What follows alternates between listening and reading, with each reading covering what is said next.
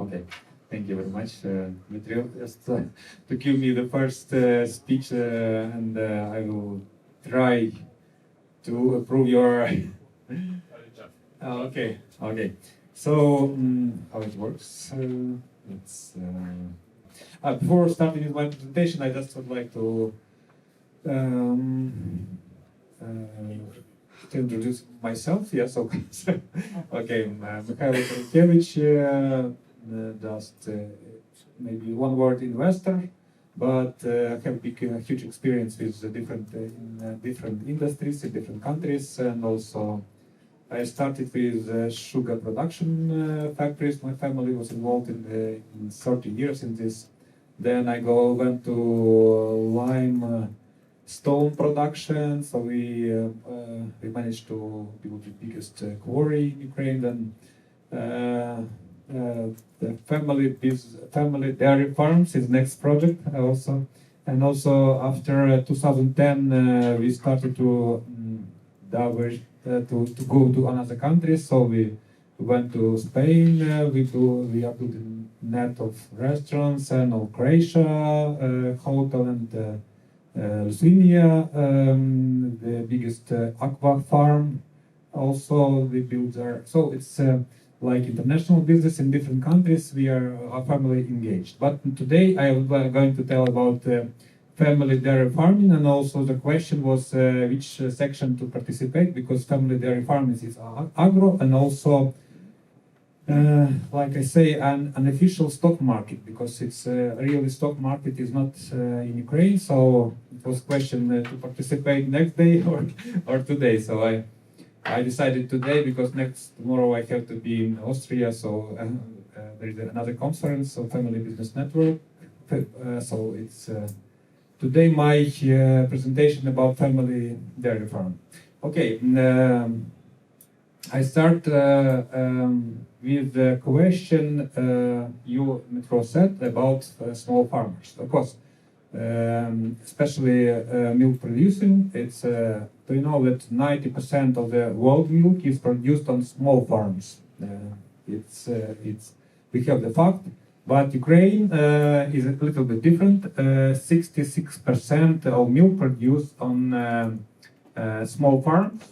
Small farm, it is like two cows with a family, and there are around 1 million families that produce this milk. And can you imagine this amount of people in Ukraine, especially when you see how many families go from Ukraine during the wartime, and this family could survive, and also our project could survive and still growing. So about some figures about our project. It is now it's some words about agriculture. So I know that you know about this, that we are the biggest, 53% of export is from agriculture. So I go further. Okay, losses of the war. You know that, but previous speaker was said in 9 billion. We estimated 4 billion, 40 billion for losses in agriculture. And then the benefits of investing in agriculture. So this is part of very interesting, because we could build the unique model of cooperation big farm and small farms. And also we could build the investment model when each citizen of Ukraine, or we have investor from Germany also farmer, could invest to our project. So now we have more than 500 investors, and they invested more than 1 million euros in our project. So it's interesting model, because also it's like every investor can sell and buy their shares in our company, and also it's a good example of when we have no stock market in Ukraine, but we could build this stock market. Okay, and we could already pay dividends for 200 investors of our company. So it's a unique example that we could manage to attract investments and also build and pay in dividends. And also, so it's here 199 investors, we could pay dividends. And also, what are the sources of our money? So mainly we produce milk, also we sell milk, but also we are producing feed for us and for farmers, small farmers. And also we are producing and processing milk. We make different kinds of cheese and like that. And also we produce organic fertilizers. It's also a unique product. And the next step, we are going to produce biogas. We're looking for partners. So please tell if you are interested to working with us. Okay, and then we build impact effect. It's very important to understand that these 174 families that we are helping to develop business. So they have for at least for family members, and also so it's really developing the village side of our country. And also every family pays taxes, and they develop their region and develop country. And also here impact effect, because we are developing families, we are developing business in the village side, and we are stimulating entrepreneurship. Also we are helping to build communities, really communities of our country. And also we preserve its cattle, because it's now the families due to ineffective business. These 2 cows is not effective, so they kill these cows. And we pay taxes. We paid last year more than €500,000 taxes. And our objective is more than 5,000 by estimate of the Canadian government. We have to build at least 20,000 farms, small farms, to supply our people with a new product, and also to develop export potential. And also we will create 20,000 jobs, and also it will be 10% of the market. So we have support also from Canadian government, from Switzerland, from also Swiss government. We built the program of training program. We trained our farmers. Thank you for your attention. Sorry for such a big and complicated project, but really our project includes not only agro, it includes stock market, it includes also impact effect, it includes development of country from the village side, because we are always discussing this Yura Filuk from Privat.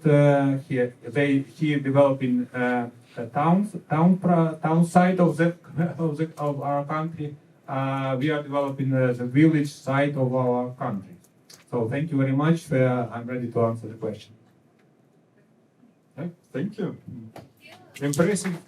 So everything which is going about family business, to support this small family business in Ukraine, which is generally also supported by really from Swiss Federation, this project. And probably we can hear something if you know about this. So there is a really Swiss project, the family dairy business in Ukraine, and you are part of this, yes? No, we are not. We are part of it. We are part of training section, which are the part of Ministry of Agro Ministry of Ukraine, and also Swiss government. So we are training our farmers for the money of Switzerland. Okay. This is good. We are training our farmers. Yes, suppose. For the money of the Switzerland, yes. Okay, so thank you. Does anyone have question about farming? So, okay, so you don't a competitor for Agro Holding, as I understand. Yeah. You're not a competitor for Agro Holding. we are not competitor, but we are.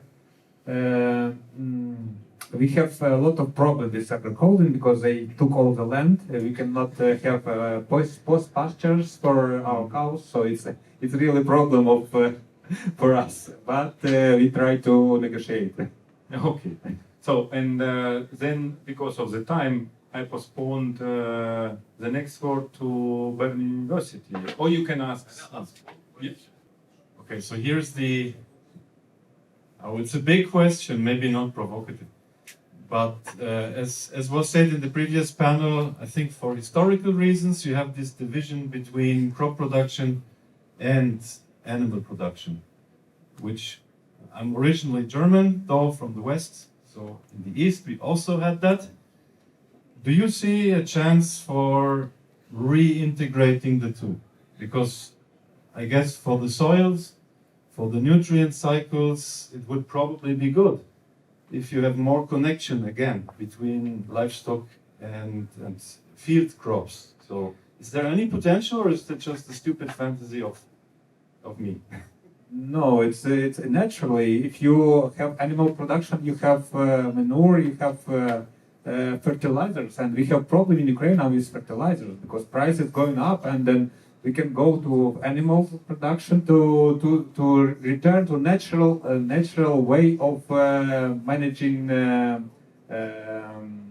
agro. Yes, it's our natural way, so we have to go there. And also the problem is the grain. So if you have grain and you have cows, you can still can survive because we have in the better position because grain cannot go outside, but milk products like cheese, it's a much better, much smaller amount.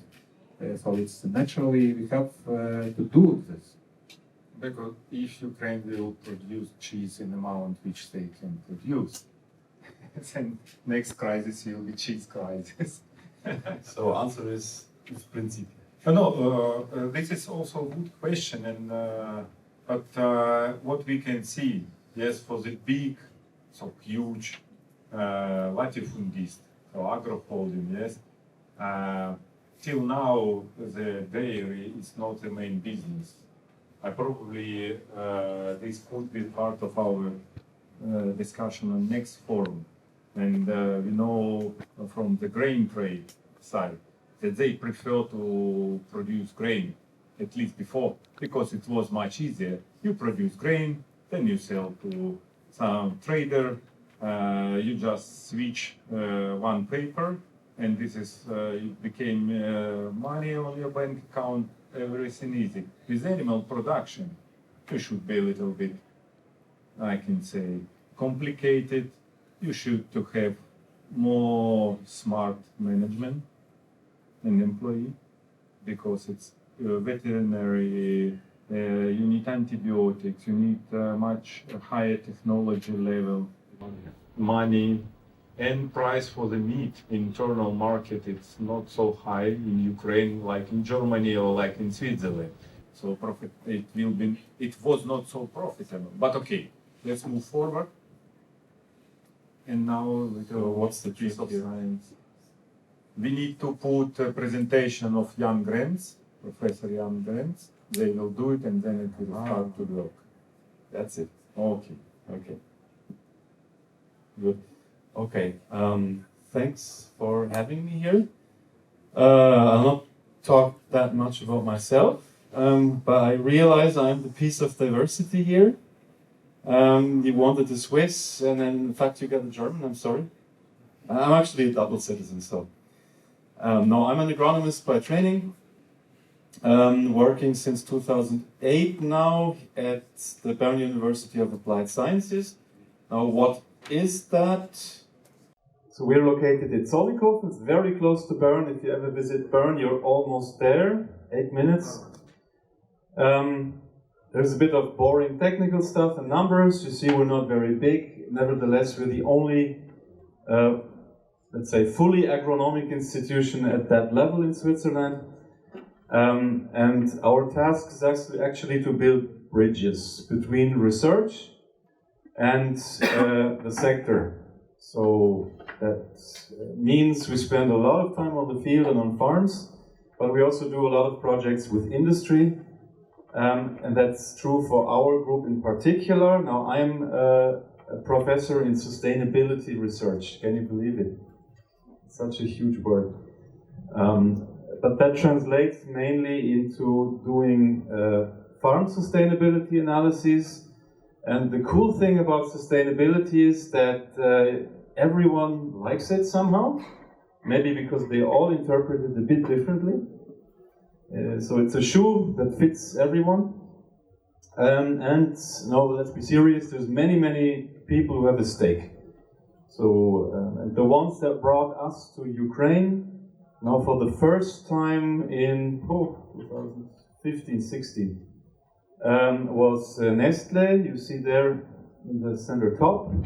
So I'll be honest, we've been working for and with them for many years.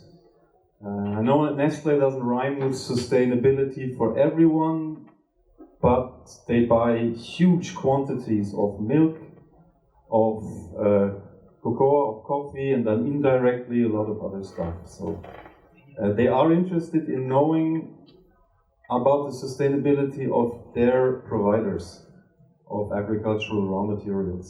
And there are others, meanwhile, PepsiCo, who also bought a lot of Ukraine and hopefully will do so again soon.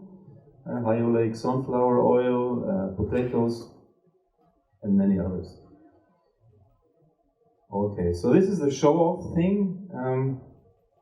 It's not just me, it's a big team of people, and we've been working on that for 20 years. So we've had the privilege of developing and using on many different farms, from less than a hectare to biggest was 70,000 hectares, and that was not in Ukraine. Doing a 360-degree analysis of the farms, so economically, ecologically, and socially. Workload, finance, nutrient cycles, greenhouse gases, etc. So we were allowed to have a good insight into a lot of different farms. Often, as I said, on the behalf of Nestle, and very often on dairy farms.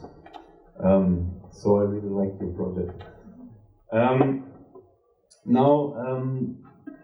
I'll just talk about the thread of projects in Ukraine very quickly. We do other stuff as well here in Switzerland, linked, for example, with climate-efficient, resource-efficient dairy farming. In Ukraine, it was mainly arable farms on which we worked, and that we did step by step.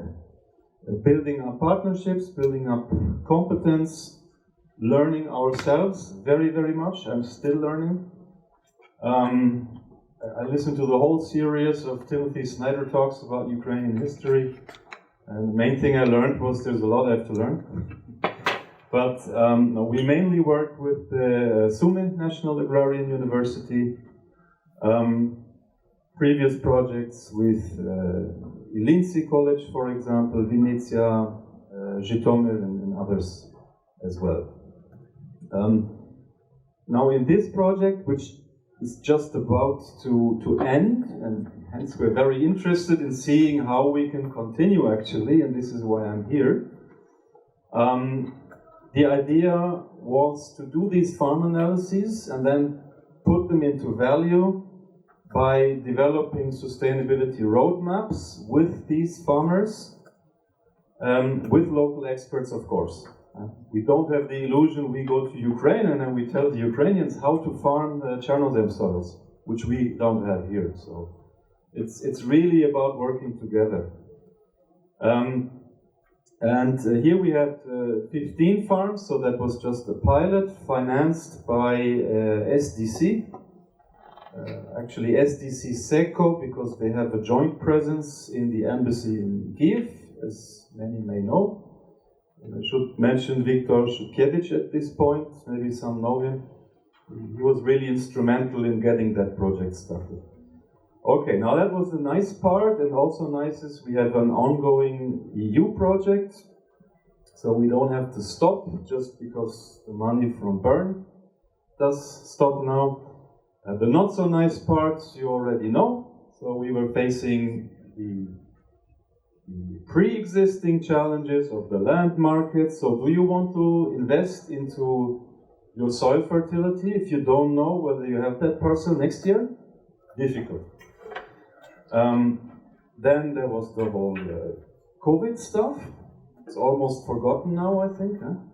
So it wasn't possible to visit farms for quite some time because you couldn't visit the oblasts. And then, as it was focused on wheat and mustard seed and spices, so parsley, etc. Value chains, and the idea was that the buyers, so Nestle, PepsiCo, they would pay the farmers a better price, so offer better contracts, so the farmers would implement sustainable practices. That was the idea. Now, most of that production, unfortunately, was in the following oblasts: Chernihiv, Kharkiv, Melitopol, Mykolaiv. So many farms destroyed, equipment stolen, everything we've already heard today. So largely untouched, just 2, 3 in Kirovohrad Oblast. So we are not there where we wanted, I have to say, concerning the implementation, but we really learned a lot. We built networks with local staff also, and now the rest of the slides. Don't worry, I'll not tell you the whole stuff, it's too much, I know. Maybe just some things or examples that we've learned, and it was interesting, sorry. Maybe like that. Hearing about Brazil. We've had a couple of projects in Brazil as well, and being in Ukraine, there were some points where I thought, hey, it might be interesting for them to see how the Brazilians did it. Either so they don't repeat the mistakes, or so they can, for example, generate more value on the spot by, for example, such a reintegration of livestock in arable farming. So it's clear a focus should be put on the soils, I think, in future projects. But we would like to stick with sustainability as a holistic concept.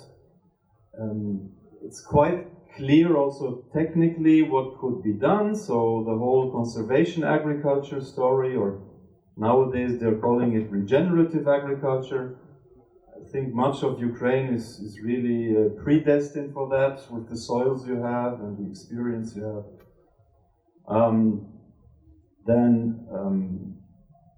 Learning maybe from the tropical standards that we have for soybeans, for coffee, cocoa,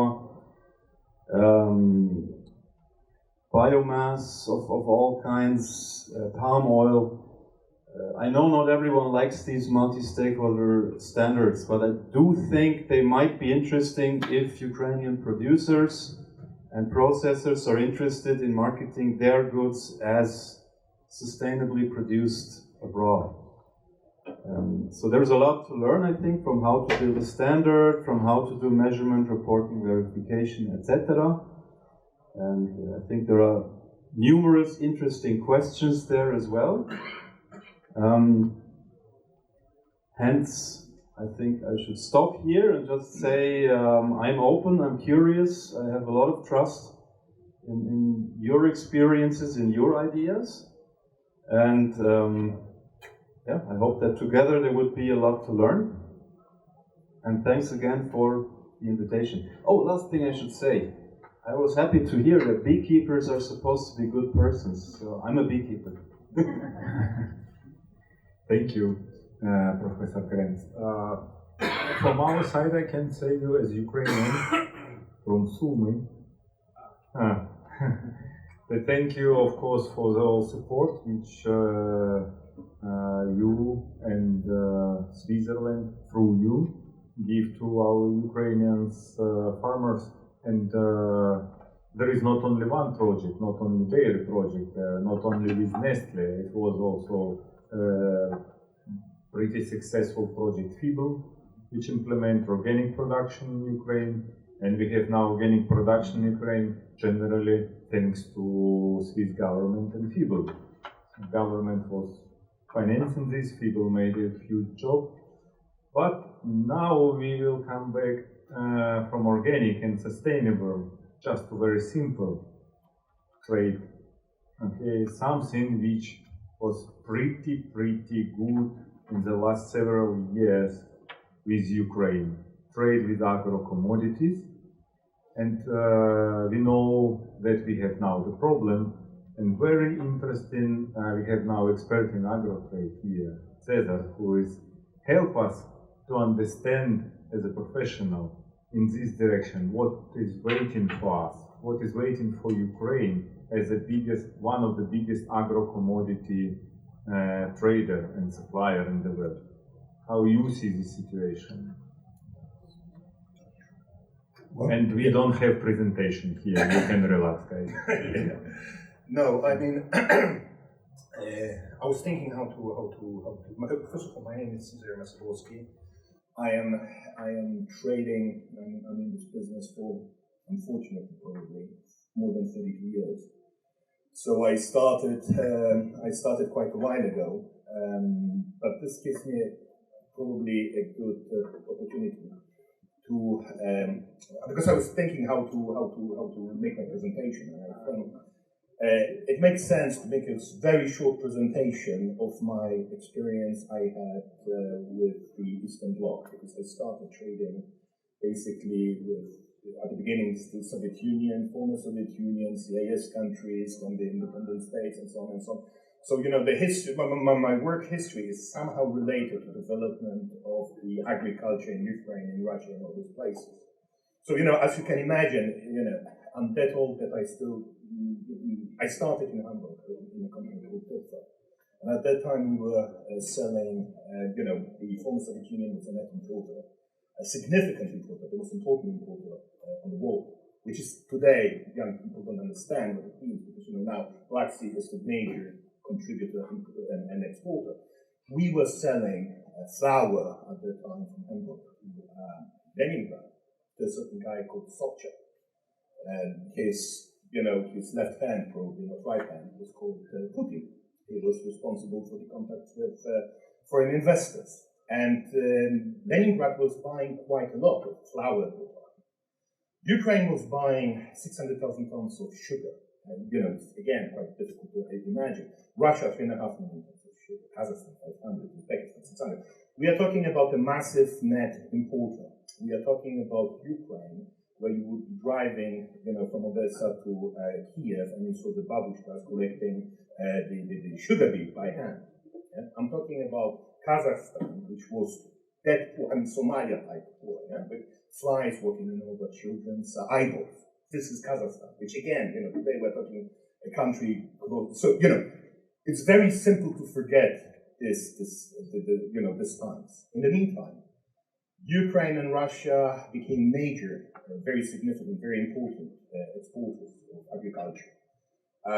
Probably the best developed agri-holdings I have seen, even when you compare them with US farmers, Canadian production, Brazilian. I mean, there's absolutely nothing to be ashamed of. I mean, Ukraine and Russia made progress, which is really of historical proportion. And then, of course, you know, the cycle closes, and everything simply, you know, went to pieces. The question is, okay, what's next? Yeah? And was the development really good? I mean, my colleagues here in the previous panel, we started discussion about, you know, the agri-holdings, about concentration of production. Is it good for traders? I mean, for me, it's fantastic. If I could, you know, I would rather there's one agri-holding, you know, the best times in my career was when on my other side, I had export here.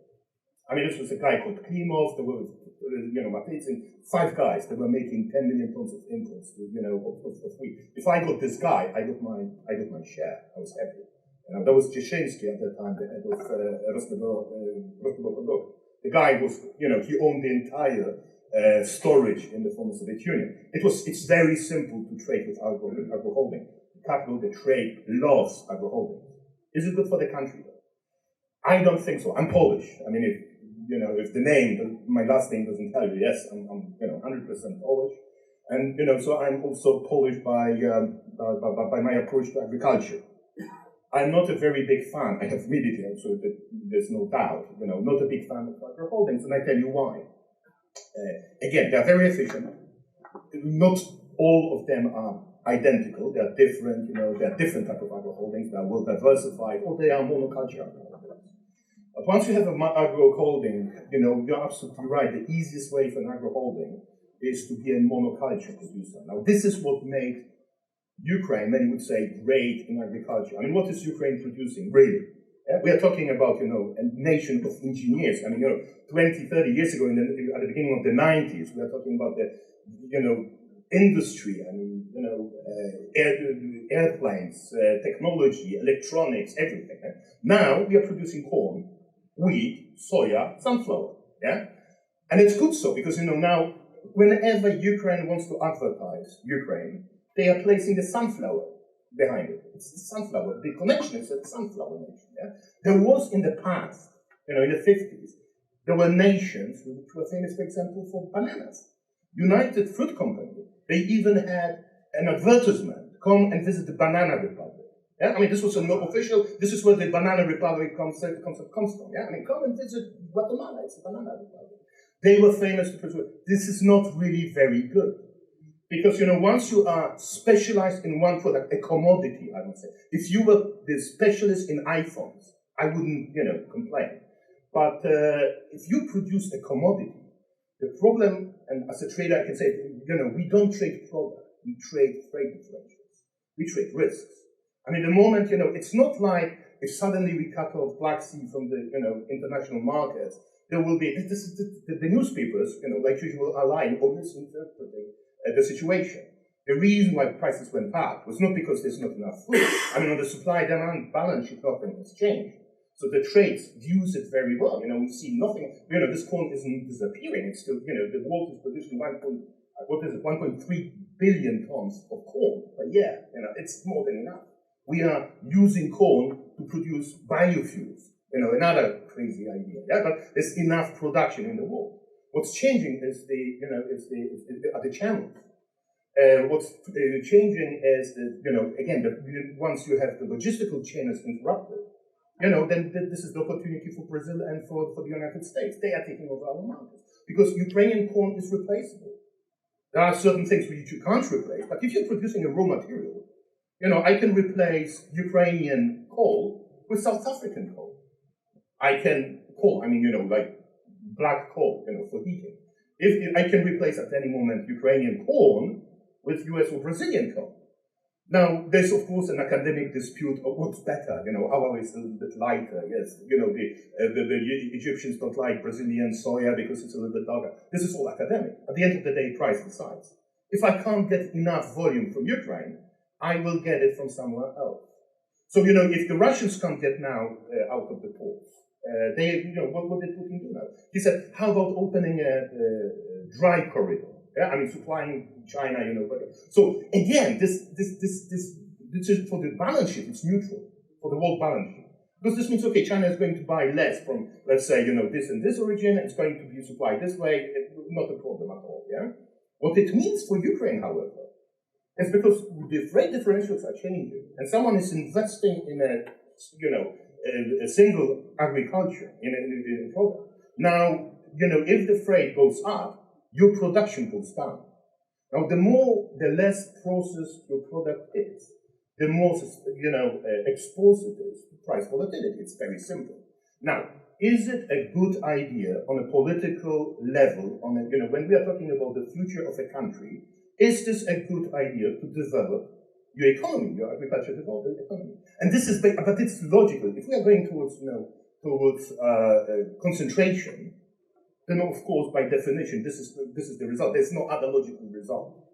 So this is my, this is a little bit, my presentation, how I see the agriculture and problems in Ukraine today. Now, because we try to be a very optimistic forum, we are looking in the future. Again, there was a lot of very sad and pessimistic opinions about, okay, it's Europe, what do we do about Europe and so on and so on. My question is, what should be done?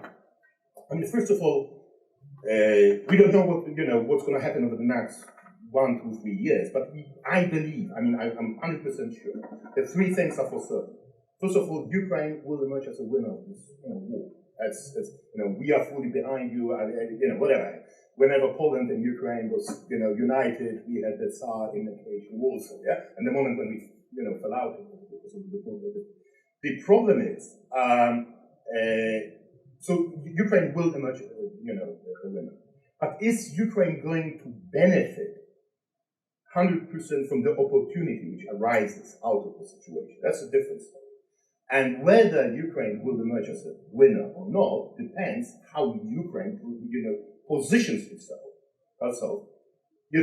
Now.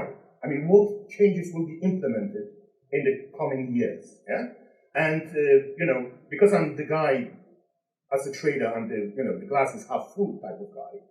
I see an opportunity in this tragedy. Okay, we stopped the development the way it was heading. Further concentration. I mean, in 10 years we would have 2 agro holdings or 5 agro holdings, basically huge princes, owning the entire country, and you would have simply serfs working on your land. I mean, that's what it is. Second, so this is over. Yeah. Now, for Europe and probably, most Europeans will confirm, or probably will agree. A decentralized agriculture, with the opportunity to a big amount of smallish producers, and with the changes in legislation allowing for land ownership. I mean, finally the land reform.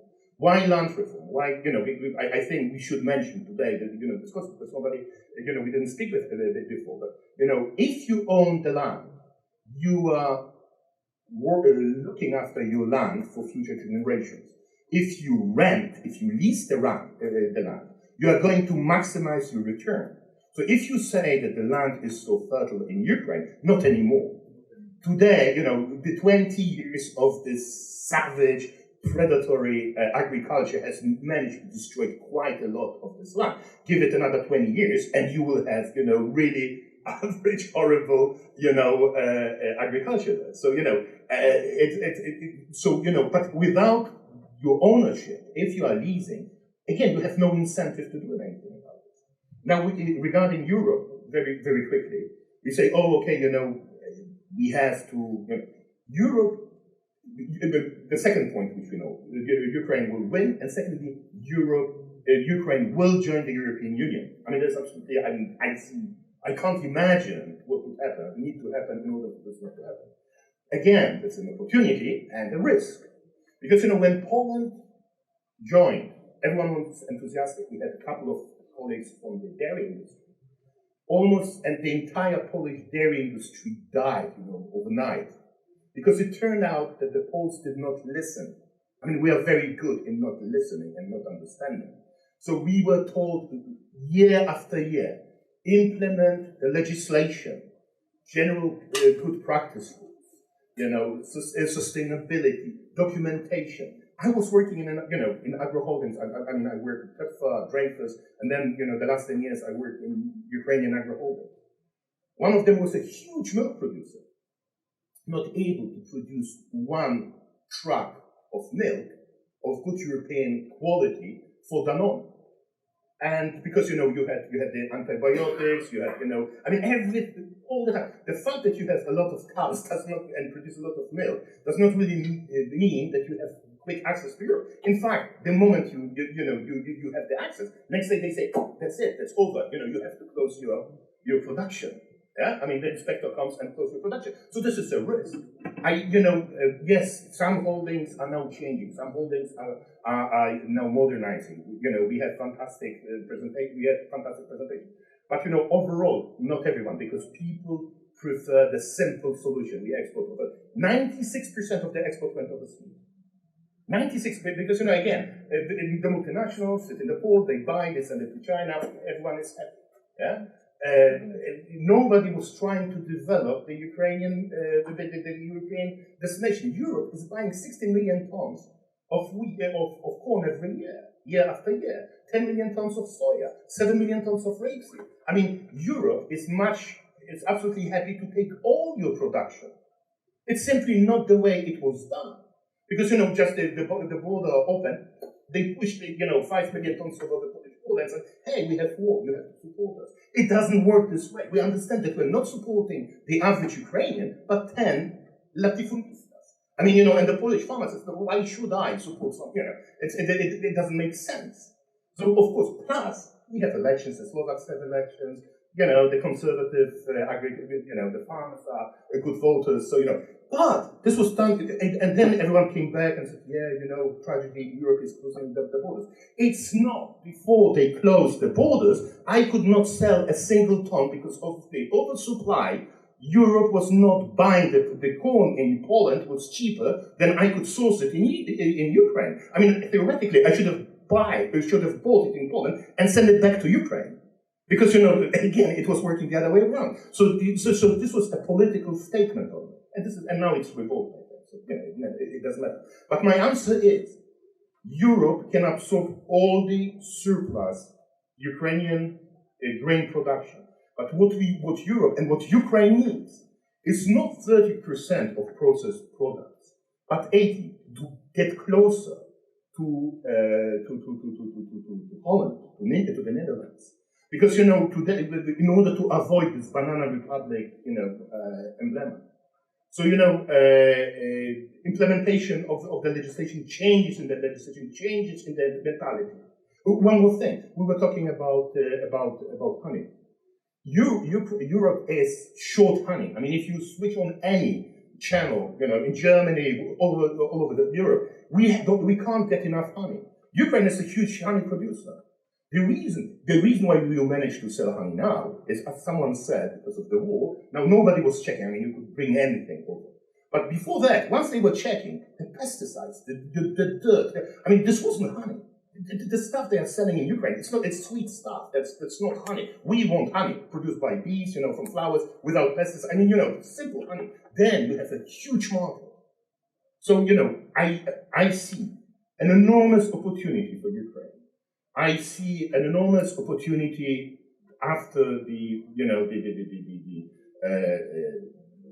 after joining the EU, but I see a long road and a lot of problems ahead, and I don't see yet the political willingness on the Ukrainian side, because everything is now rushed. War, we can't, Putin, you understand. So, this is the problem. We have a couple of years where you can make a lot of changes, very good changes. That's basically it.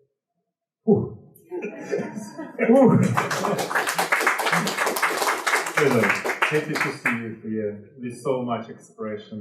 Yeah. But generally, he is right. Also from European Union, it's not a solution. You're absolutely right.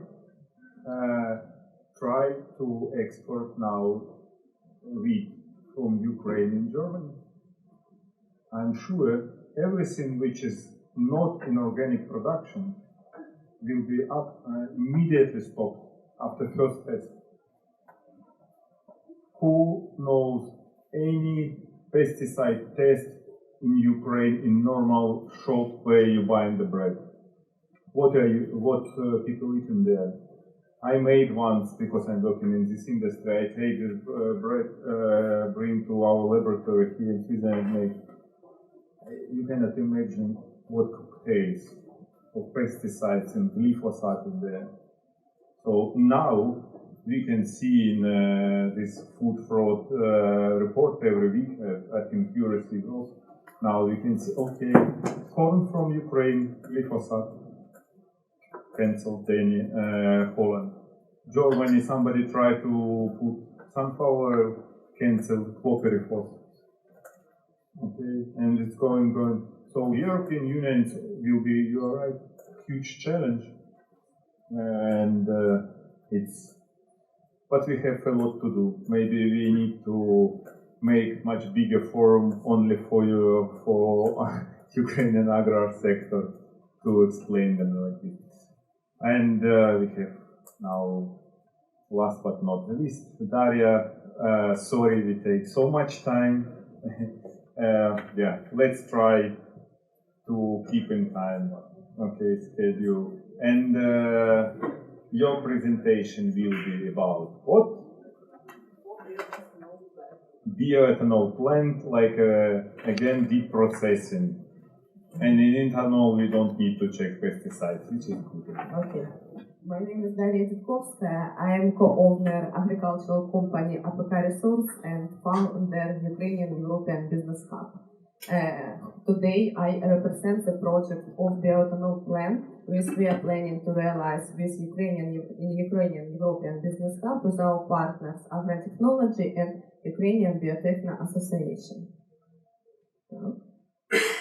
Now I would like to tell you factors that contribute the development of the bioethanol market in Ukraine. First of them is limited grain export opportunities due to the blockade of seaport and high energy price, the Green Deal, which is the official course of Europe, strong raw material base, the European Union lifting of import tariffs of Ukrainian bioethanol, positive legislative development, including the enactment of a law to stimulate alcohol production, insurance against military risk.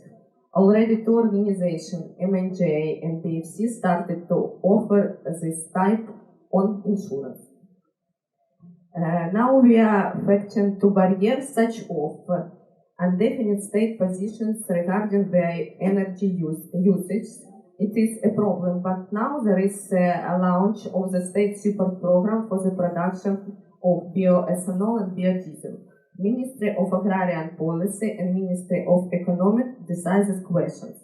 Second problem, it is investment sources. But in 2023, 5 bioethanol plants, for example, with Agro company and another bioethanol plants, started to work and produce 20 million cubic meters of bioethanol per year. In Ukraine has significant biomass potential available for the production of liquid and gaseous motors biofuels. In 2021, it was 0.86 million tons per year. In 2050, it will be 1.29 million per year. Our partner Agrotechnology worked 20 years and they realized such project. Turnkey distilleries, low energy contributions, bioethanol production facilities, ethanol production plant, biogas station, and ACT. As you can see on the screen, in 2022, the capacity of bioethanol in Ukraine is 389,000 tons per year, potential 1.29 million tons per year. Features of bioethanol project: regulations of project economic productivity by raw material, possibility of zero waste production, processing does not require high quality price, technical and economical evaluation of bioethanol production. Capex is 32 million a year. It is big money for Ukraine, but not big for Switzerland partner. OPEX 35 million euro per year. Cost production 0.36 euro per liter. Selling price 0.35 euro per liter. It is from corn. Internal rate on return around 33%. Simple payback period around 4 years. For example, for straw it is around 10 years and 10% internal rate. Now, the economically profitable is first generation bioethanol from corn. On the screen, you can see customers and completed project with realized Agrotechnology. It is in Iran, Latvia, and a lot of projects in Ukraine. Thank you for attention, and we can speak about building this plant. And thank you, Daria, that you was fast. Really fast and really short and safe coffee break for us. Okay, we should start now. Thank you, everyone.